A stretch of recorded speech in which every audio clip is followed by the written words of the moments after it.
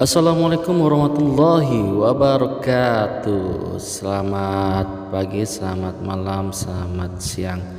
Yang jelas yang masih stay tune ya di channel kita, di channel vlog Raden Saiful AB.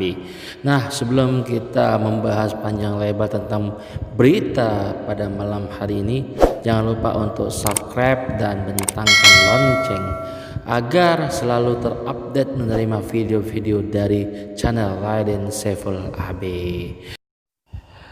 Terkait tentang korban kebakaran yang ada di Dusun Bidadari, Desa Lobo Pusaka, Kecamatan Kabupaten Aceh Utara, bantuan terus bergulir. Kali ini dari Ikatan Pemuda Aceh Utara yang diwakili oleh Tengku Musliadi yang didampingi oleh Abi Muslim, Tengku Abdul Ghafar, Tengku Zainal Abidin.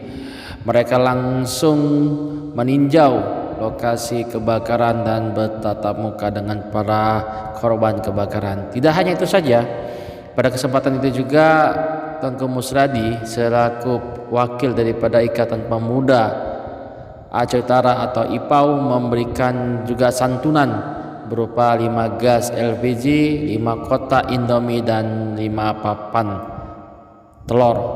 Demikian untuk informasi berita di malam hari ini. Mudah-mudahan setelah bantuan-bantuan yang diberikan oleh IPAU dapat bermanfaat untuk para korban kebakaran dan berkah bagi yang memberikan.